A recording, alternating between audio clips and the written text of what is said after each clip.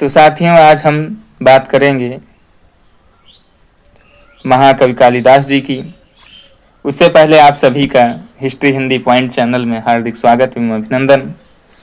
जैसा कि आप सभी ने महाकवि कालिदास जी का नाम सुना ही होगा। महाकवि कालिदास संस्कृत साहित्य के महान कवि हैं। आज इन्हीं की हम सभी एक चर्चा करेंगे, इनके जीवन के बारे में, इनकी रचनाओं के बारे में और इनके काव्यगत विशेषताओं के बारे में। तो जैसा कि देखिए, महाकवि कालिदास संस्कृत साहित्य के सूर्य हैं। इनके जीवन, इनकी कृतियां और इनकी काव्यगत विशेषताएं, इन्हीं के बारे में हम जानना चाहते हैं। तो आगे बढ़ते हैं। सबसे पहले जीवन की बात करें तो महाकवि कालिदास के बारे में एक दंत कथा मिलती है कि महाकवि कालिदास बचपन में मूर्ख थे। ये जिस डाल पर बैठे थे, जिस पेड़ की डाल पर बैठे थे, उसी डाल को काट रहे थे। कुछ ब्राह्मणों ने देखा, कुछ विद्वानों ने देखा। उन्होंने इनका विवाह एक षड्यंत्र द्वारा उस समय की श्रेष्ठ विदुषी, श्रेष्ठ विद्वान स्त्री विद्योत्मा से करवा दिया। और ये विवाह मौन शास्त्रार्थ के माध्यम से हुआ था। मौन शास्त्रार्थ से तात्पर्य ऐसा शास्त्रार्थ जिसमें दोनों लोग मौन रहते हैं, बोलते नहीं हैं। लेकिन बाद में तो पता चलेगा ही। तो बाद में इनके मूर्खता के बारे में, या कह सकते हैं कि इनके बारे में पता चला विद्योत्मा को। तो जब विद्योत्मा को पता चला तो उन्होंने इनका अपमान करके इनको घर से निष्कासित कर दिया। और ये फिर उसके बाद माँ काली जी की उपासना किए, घोर उपासना किए और विद्या का वरदान प्राप्त किए। तत्पश्चात ये लौटे। कहानी काफी बड़ी है, अभी कहानी में ज्यादा नहीं जाएंगे हम लोग, आगे बढ़ते हैं। देखिए, ज्ञान प्राप्ति के बाद, तो ज्ञान प्राप्ति के बाद कालिदास ने घर लौटकर अपनी पत्नी से कहा। देखिए, वो अपनी पत्नी से क्या कहते हैं, अनावृत कपाटम द्वारम देहि। वो कहते हैं अनावृत कपाटम द्वारम देहि, अर्थात दरवाजा खोलो। तो उनकी पत्नी कहती हैं, अस्ति कश्चिद वाग विशेषः। ये देखिए, अस्ति कश्चिद वाग विशेषः, वाणी में अब कुछ विशेषता आ गई है। इन्हीं 3 शब्दों पे महाकवि कालिदास जी ने 3 रचनाएं कर डाली, 3 रचनाएं लिख डाली। देखिए, अस्ति शब्द से, ये अस्ति जो है, अस्ति शब्द है, तो इन्होंने अस्ति शब्द से कुमार संभवम नामक महाकाव्य की रचना की। इसकी शुरुआत जो है, अस्तुत्रयास्याम देश देवात्मा हिमालयो नाम, यहाँ से शुरू होती है। तो जो कुमार संभवम महाकाव्य है वो अस्ति शब्द से शुरू होता है। अस्ति उत्तरस्याम दिशि देवात्मा हिमालयो नाम नगाधिराज, ऐसे करके है। तो इन्होंने कुमार संभवम महाकाव्य की रचना की। फिर उसके बाद देखिए, दूसरा शब्द कश्चिद है। तो कश्चिद से इन्होंने मेघदूतम की रचना की, जो कि गीति काव्य है। तो मेघदूतम का जो गीति काव्य है वो शुरुआत होता है कश्चिद कांता विरह गुरुणा, यहीं से शुरू होता है। तो ये जो है मेघदूतम हमारा शुरू होता है। और तीसरा शब्द था वाग। तो उन्होंने वाग से रघुवंशम महाकाव्य की रचना की, जो कि रघुवंशम महाकाव्य की शुरुआत वागर्थायु संपृक्त वागर्थ प्रतिपत्ति से होती है। जगतः पितरो वंदे पार्वती परमेश्वरो, ये रघुवंशम का जो है शुरुआत यहीं से होता है। इस प्रकार से इन्होंने 3 रचनाएं की। आप सभी को समझ में आ गया होगा कि अस्ति कश्चिद वाग विशेष, अस्ति से कुमार संभवम, कश्चिद से मेघदूतम और वाग से रघुवंशम। आगे बढ़ते हैं। विद्योत्तमा का एक वाक्य कालिदास के इन 3 अमर ग्रंथों का आधार बन गया। आगे बढ़ते हैं। देखिए, कवि परिचय एक दृष्टि में कालिदास जी का हम बारे में एक बार देख लेते हैं। तो इनका समय जो है काल प्रथम शताब्दी ईसा पूर्व माना जाता है, अधिकांश विद्वानों द्वारा स्वीकृत है। आश्रयदाता तो ये राजा विक्रमादित्य के आश्रयदाता थे, उनके नवरत्नों में से एक थे। जन्म स्थान की बात करें तो इनका जन्म स्थान विद्वानों ने उज्जैन को माना है, यही सर्वमान्य है। वैसे तो विद्वानों ने अनेक जगहों को भी माना है, लेकिन उज्जैनी ही इनका ज़्यादा मान्य है। मित्र व पत्नी की बात करें तो मित्र में राजा कुमारदास मिलते हैं, जो कि लंका के राजा थे, और इनकी पत्नी विद्योत्तमा, जो अभी आप लोगों ने देखा ही। आगे बढ़ते हैं। प्रिय रस, अगर कालिदास जी के प्रिय रस की बात करें तो इनका प्रिय रस श्रृंगार है। इनका प्रिय अलंकार उपमा है, इसीलिए कहा भी गया है उपमा कालिदासस्य भारवेर्थ गौरवम दंडिनः पदलालित्यम माघे संति त्रयो गुणा। इस श्लोक में कालिदास के उपमा की भी बड़ाई की गई है। कहा गया है कि उपमा कालिदासस्य, अर्थात कालिदास जो है उपमा के लिए जाने जाते हैं। तिनका प्रिय अलंकार उपमा है। और छंद अगर बात करें तो छंद इनका उपजाति एवं अनुष्टुप है। काव्य शैली की बात करें तो वैदर्भी रीति है, प्रसाद गुण है। आगे बढ़ते हैं। कालिदास जी की प्रामाणिक रचना, तो अगर इनकी प्रामाणिक रचनाओं की बात करें तो देखिए 7 प्रामाणिक रचनाएं हैं जो मिलती हैं। बाकी तो विद्वान काफ़ी ज़्यादा मानते हैं, लेकिन 7 हमें प्रामाणिक रचनाएं मिलती हैं। ये देखिए इन 7 प्रामाणिक रचनाओं को।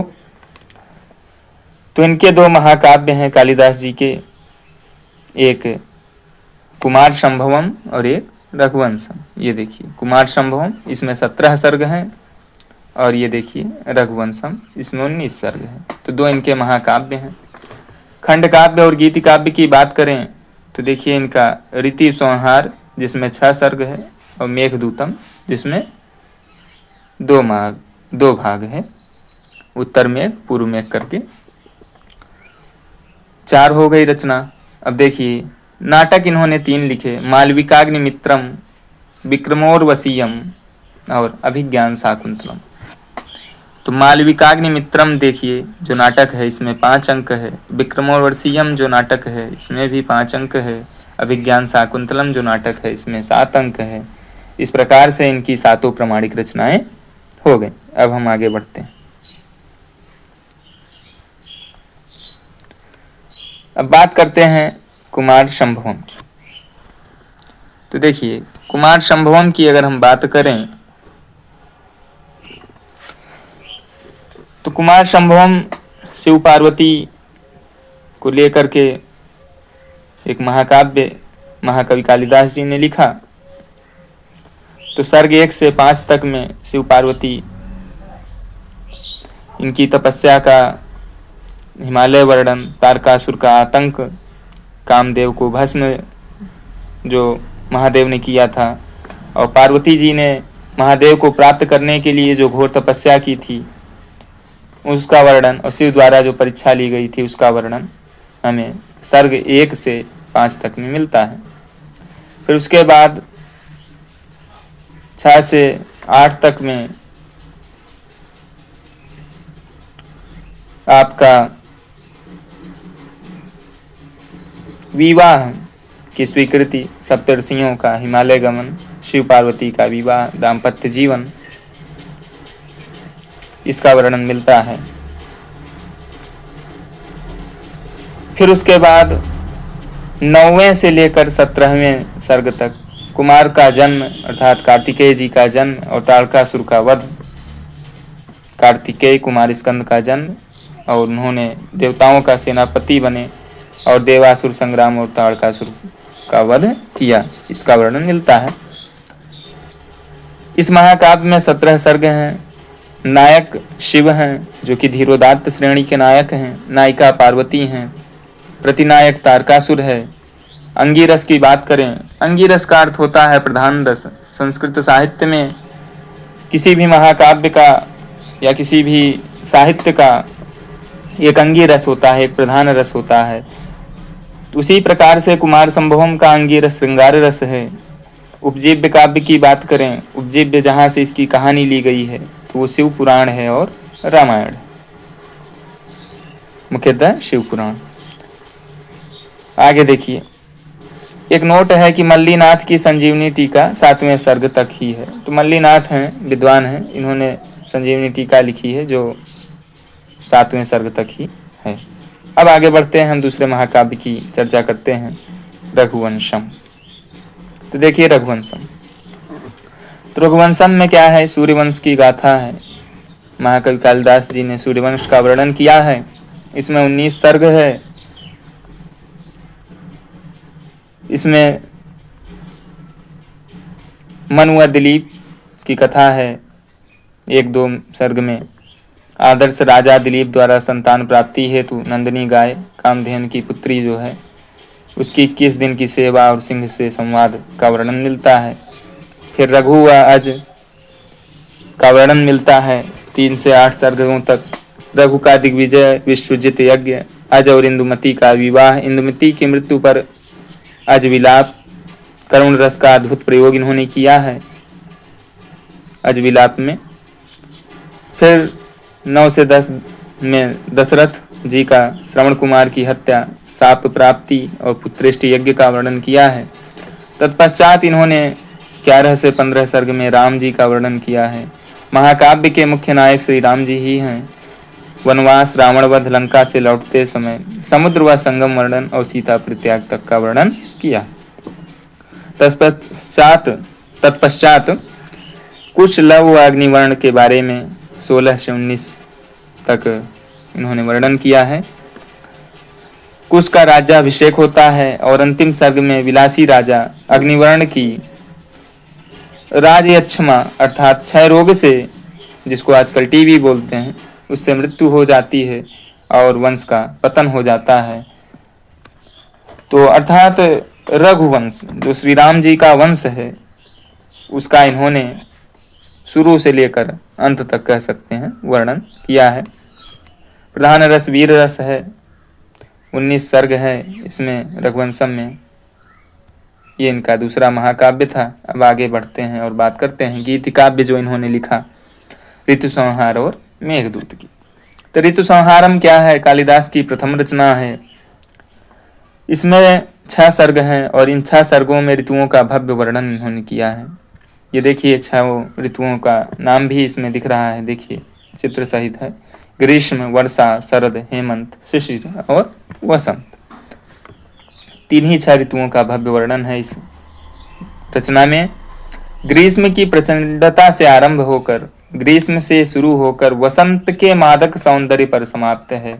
अर्थात ग्रीष्म ऋतु से शुरू होकर इसका वर्णन वसंत तक है। वसंत को अच्छा मौसम माना जाता है। तो देखिए अब अगले रचना की बात करते हैं मेघदूतम की। तो मेघदूतम क्या है? दूत काव्य है, खंड काव्य है ये। इसके 2 भाग हैं, पूर्व मेघ और उत्तर मेघ। 115 प्रमाणिक श्लोक है मल्लीनाथ जी के अनुसार। मंदाकांता छंद में है, वियोग श्रृंगार रस का है ये, इसमें वर्णन है। कथानक इसका क्या है देखिए। नायक हेममाली यक्ष जो है उसको कुबेर का 1 वर्ष का श्राप मिल जाता है और रामगिरी पर्वत से अपनी नायिका विशालाक्षी जो यक्षिणी है उसके लिए बादल को दूत बनाकर अलकापुरी भेजता है, उसी का वर्णन है। अर्थात यक्ष जो है बादल को दूत बना करके अपनी यक्षिणी के लिए एक संदेशा भेजता है, उसी का वर्णन है। अब देखते हैं मेघ का यात्रा मार्ग। जो ये मेघ जाता है वो कैसे जाता है, उसके यात्रा को थोड़ा सा देख लिया जाए। तो ये अपनी यात्रा रामगिरी आश्रम यक्ष का निवास स्थान है, वहीं यक्ष रहता है रामगिरी आश्रम में। तो वहीं से बादल को दूध बनाकर, मेघ को दूध बनाकर भेजता है, इसी कारण से इसका नाम मेघदूतम पड़ा है। तो रामगिरी आश्रम से शुरू होता है फिर माल प्रदेश, मालवा, आम्रकूट पर्वत, ठीक। उसके बाद नर्मदा नदी, फिर निर्विंध्या नदी, फिर देखिए उज्जैनी महाकाल मंदिर जहाँ पे है, क्षिप्रा नदी के तट पर है ना उज्जैनी, वहाँ जाता है। फिर वो चर्मणती नदी चंबल जाता है, फिर उसके बाद कनखल गंगा नदी से होते हुए कुरुक्षेत्र व सरस्वती नदी होते हुए अंततः फिर वो हिमालय पर्वत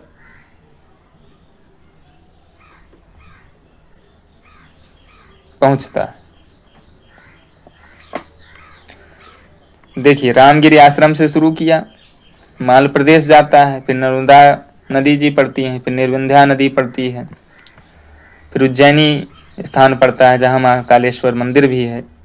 फिर उसके बाद चंबल, चर्मणती नदी उस समय कहते थे, फिर उसके बाद कुरुक्षेत्र सरस्वती नदी, कनखल गंगा नदी, ऐसे होते हुए फिर हिमालय वो पहुँचता है। हिमालय पर्वत, कैलाश पर्वत, अलकापुरी हिमालय पर्वत के आगे पड़ता है, तो वहां तक वो जाता है।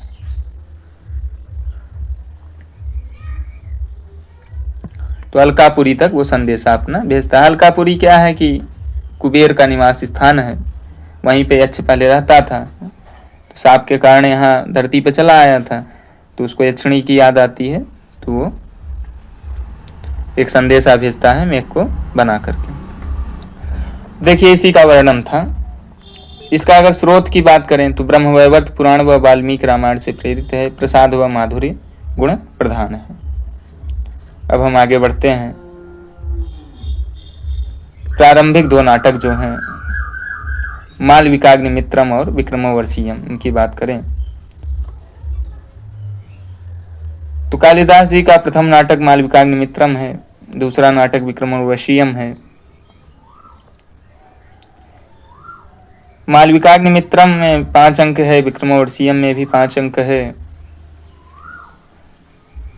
ऐतिहासिक कथानक है मालविकाग्निमित्रम में। विक्रमोर्वशीयम ऋग्वेद शतपथ ब्राह्मण पर आधारित है।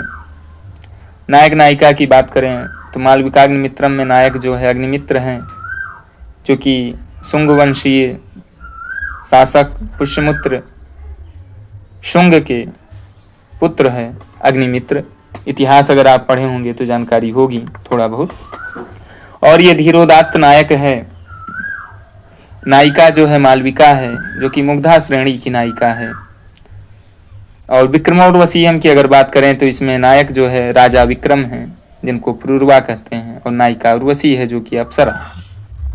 मुख्य कथानक की बात करें तो मालविकाग्निमित्रम में रानी धारणी की सेविका मालविका से राजा का प्रेम हो जाता है। गणदास व हरदत्त के बीच नाट्य कला नृत्य प्रतियोगिता होती है, अंत में विवाह होता है, इसी सब का वर्णन है। और विक्रमोर्वशीयम की बात करें तो केसी राक्षस से उर्वशी की रक्षा करते हैं पुरूरवा आपके। और भरत मुनि का शाप, गंधमादन वन में उर्वशी का लता बनना, और संगमनी मणि द्वारा पुनर्मिलन, इन्हीं सब का वर्णन है। अर्थात इसमें पुरूरवा और उर्वशी का मिलन है विक्रमोर्वशीयम में, और मालविकाग्निमित्रम में अग्निमित्र और मालविका का मिलन है। आगे बढ़ते हैं हम सभी। अब बात करें कि अभिज्ञान शाकुंतलम के बारे में। तो अभिज्ञान शाकुंतलम जो है विश्व साहित्य का रत्न है। ये भारत ही नहीं अपितु संपूर्ण विश्व में जाना जाने वाला नाटक है। अभिज्ञान शाकुंतलम में देखिए क्या कहानी है। तो राजा दुष्यंत हैं, वो हस्तिनापुर नरेश हैं, और शकुंतला इसमें नायिका है। इन्हीं दोनों में प्रेम होता है, अंततः विवाह होता है, और बीच में वियोग भी होता है। उसी सब का वर्णन है। तो देखिए थोड़ा सा समझ लेते हैं। शकुंतला जो हैं, इनके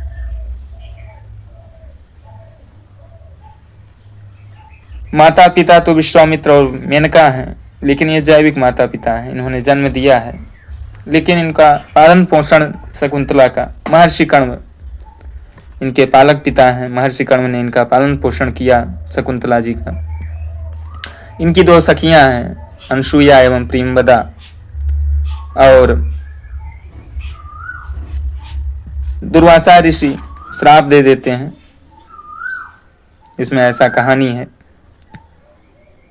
और दुष्यंत जी का विदूषक है, माढ़व्य नामक विदूषक है इसमें, जो कि हस्तिनापुर नरेश दुष्यंत का विदूषक है। और दुष्यंत और शकुंतला से जो पुत्र होता है उसका नाम भरत है, सर्वदमन भी कहते हैं। कहानी कुछ इस तरह है कि राजा दुष्यंत जंगल में जाते हैं शिकार करने।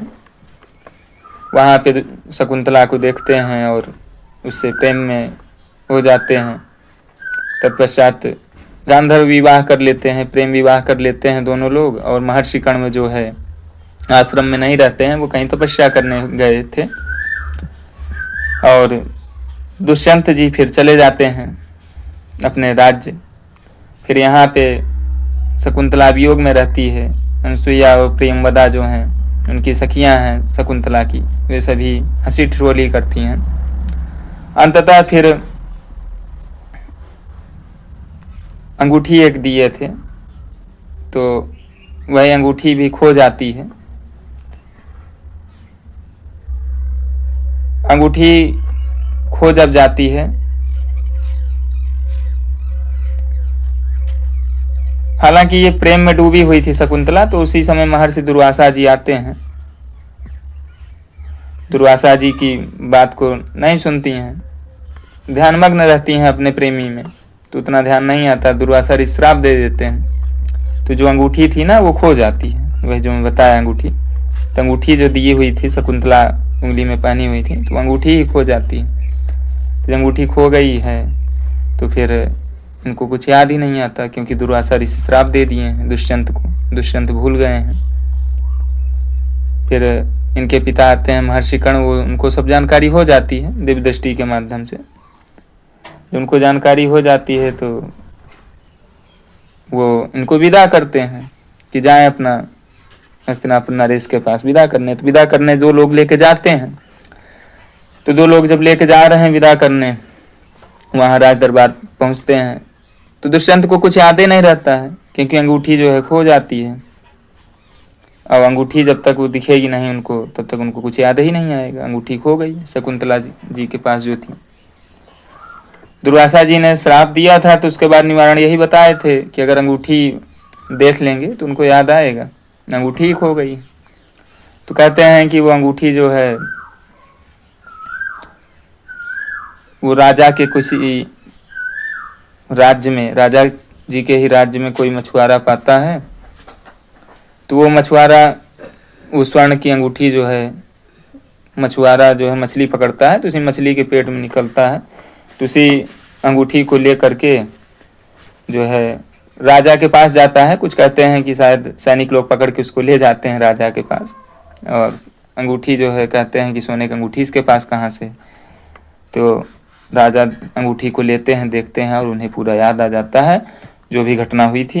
अंत में जो है स्वीकार कर लेते हैं। पहले स्वीकार करने से मना कर रहे थे, क्योंकि उनकी याददाश्त चली गई थी श्राप के कारण। फिर उनको याद आ जाता है, फिर अंत में जो है मिलन हो जाता है। यही कहानी है विज्ञान शाकुंतलम। मैंने शॉर्टकट में थोड़ा सा बताया है, इसका विस्तार से फिर चर्चा करेंगे। अभी तो एक सामान्य परिचय देख रहे हैं महाकवि कालिदास जी का।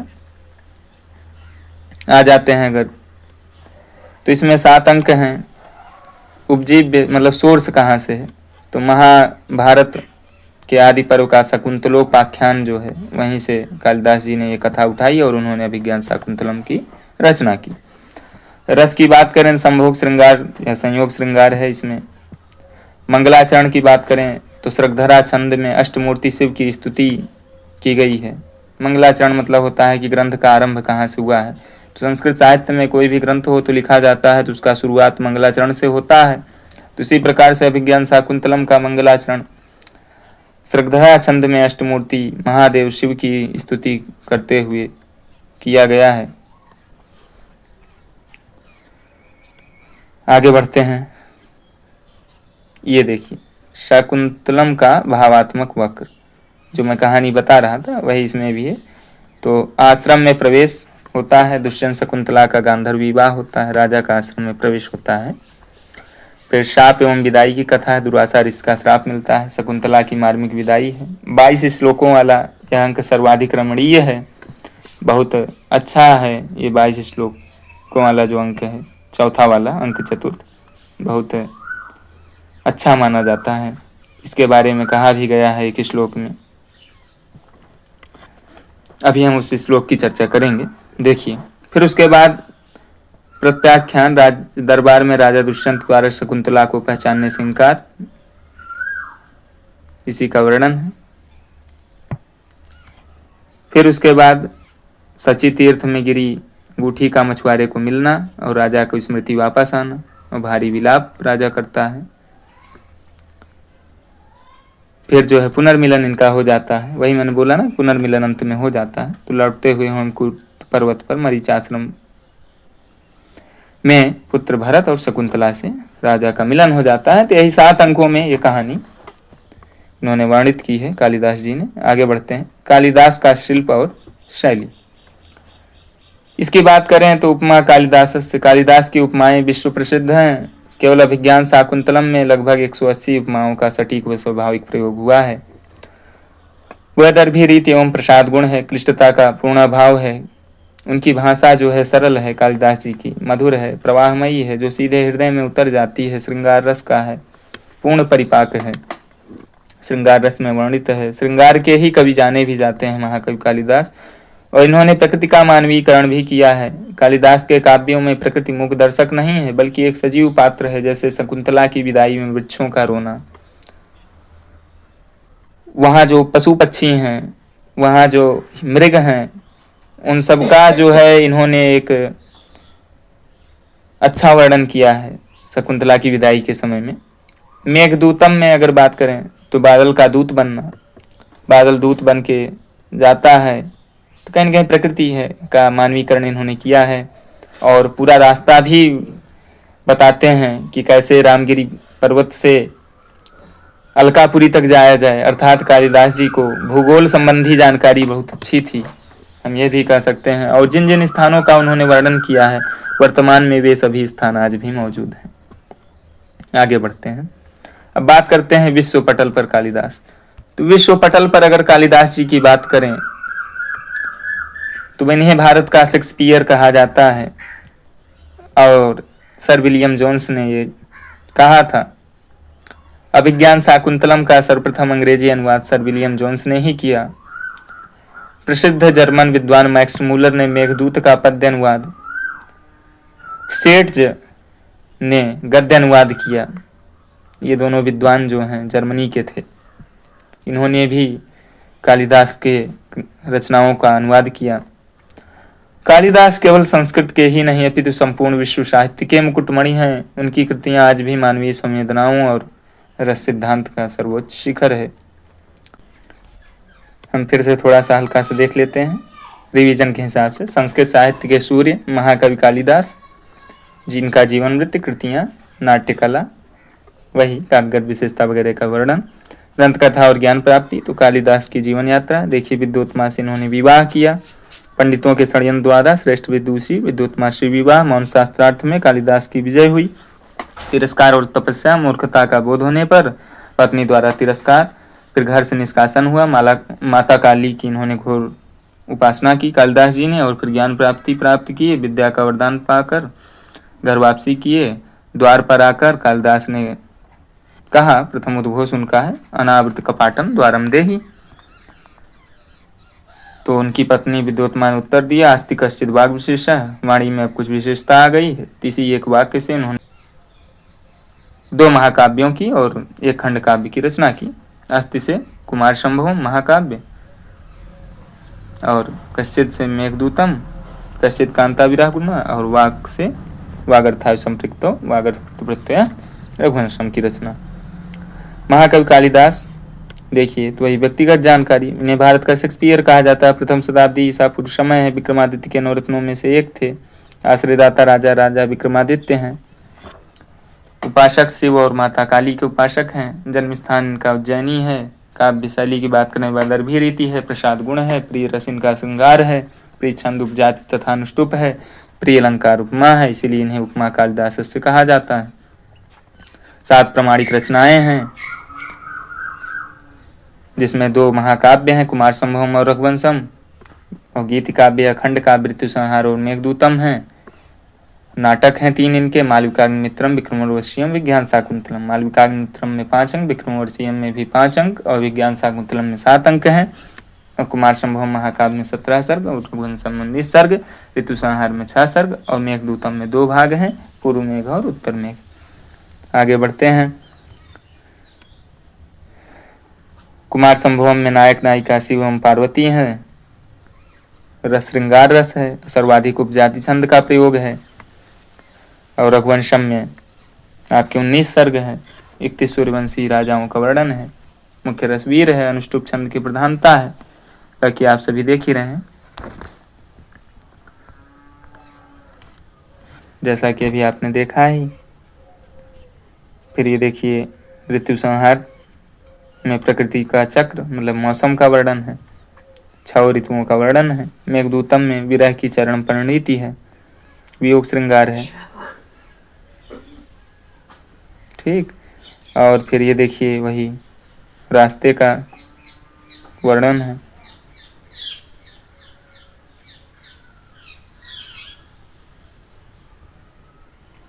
नाटक का चरमोत्कर्ष, कालिदास के 3 नाटक, यही तीनों नाटकों के बारे में देख लीजिए। इसमें नायक नायिका जैसा कि अभी हम लोग देख ही चुके हैं। ठीक। फिर आते हैं विश्व साहित्य का मुकुटमणि, किसको अभिज्ञान शाकुंतलम कहा जाता है। कथानक का मूल स्रोत महाभारत का आदिपद शकुंतलोपाख्यान एवं पद्म पुराण। मुख्य पात्र वही दुष्यंत हैं। धीरोदात्त नायक है। शकुंतला विश्वामित्र और मेनका की पुत्री है। इसका पालन पोषण महर्षि कण्व जी ने किया है। विदूषक इनका माढ़व्य है, दुष्यंत का। बाकी वैश्विक प्रभाव जानते ही हैं। सर विलियम जोन्स द्वारा सर्वप्रथम अंग्रेजी अनुवाद 1789 ईस्वी में, और उन्होंने कालिदास को भारत का शेक्सपियर कहा। शाकुंतलम के सप्तक की एक नाटकीय यात्रा देखिए। आश्रम प्रवेश, दुष्यंत का कण्व आश्रम में प्रवेश। फिर आश्रम निवेश, दुष्यंत का विदूषक माढ़व्य से प्रेम प्रसंग साझा करना। फिर मिलन, शकुंतला और दुष्यंत का गांधर्व विवाह होता है। फिर चौथा विदाई। फिर देखिए, महर्षि दुर्वासा का श्राप, शकुंतला की विदाई सर्वाधिक रमणीय अंक है। प्रत्याख्यान के प्रभाव में दुष्यंत द्वारा शकुंतला को पहचानने से इनकार। और फिर जो है धीवर मछुआरे संगूठी की प्राप्ति, राजा का भारी विलाप। फिर उसके बाद मरीच आश्रम में राजा, शकुंतला और पुत्र सरुदमन भरत का मिलना हो जाता है। तो यही इसका वर्णन है। कालिदास की कलात्मक विशेषताएं, तो उपमा कालिदासस व दर्भी रीति, रस परिपाक, सजीव प्रकृति वर्णन। आगे बढ़ते हैं। परीक्षा की दृष्टि से देखें तो कालिदास की कृतियों का ही संपूर्ण सार यहाँ देख लेते हैं। कृति कुमार संभवम महाकाव्य है। रघुवंशम भी महाकाव्य है। ऋतु संहार गीति काव्य है। मेघदूतम खंड काव्य है। मालविकाग्निमित्रम ऐतिहासिक नाटक है। विक्रमोर्वशीयम रूपक त्रोटक, अभिज्ञान शाकुंतलम नाटक है। विक्रमोर्वशीयम भी नाटक ही है। कुमार संभव में 17 सर्ग, रघुवंशम 19 सर्ग, ऋतु संहार में 6 सर्ग, मेघदूतम में 2 भाग, मालविकाग्निमित्रम में 5 अंक, विक्रमोर्वशीयम में 5 अंक, अभिज्ञान शाकुंतलम में 7 अंक। बाकी नायक नायिका देख ही रहे, मुख्य रस भी देख लीजिए। अब देखिए, जो कहा गया है कि काव्येषु नाटकम रम्यम तत्र रम्या शकुंतला तत्रापि च चतुर्थो अंक तत्रापि च चतुर्थो अंकस्त्र श्लोक चतुष्टयम। काव्यों में नाटक रमणीय है, काव्य में नाटक रमणीय है, काव्येषु नाटकम रम्य, और तत्र रम्या शकुंतला, और नाटकों में शकुंतला, और तत्रापि च चतुर्थो अंक, और शकुंतला में भी अर्थात शाकुंतल जो अभिज्ञान शाकुंतलम नाटक है, शकुंतला से तात्पर्य यहाँ नाटक अभिज्ञान शाकुंतलम की बात हो रही है। तो अभिज्ञान शाकुंतलम में भी जो उसका चौथा अंक है वो, और उसमें भी तत्र श्लोक चतुष्टयम, उसमें भी जो 4 श्लोक हैं वो सबसे ज्यादा रमणीय हैं। विश्व साहित्य के अप्रतिम रत्न महाकवि कालिदास को मैं नमन करता हूँ, और जो भी मुझसे बोलने में या जो भी समझाने में या कहीं भी थोड़ा बहुत त्रुटि हो उसे आप सभी माफ़ कीजिएगा। जैसा कि मैं भी अभी सीख ही रहा हूँ आप लोगों के जैसे, बस एक चर्चा थी तो महाकवि कालिदास जी की हम सभी ने चर्चा कर ली। आप सभी को बाय, फिर मिलेंगे किसी और अन्य कवि को लेकर के।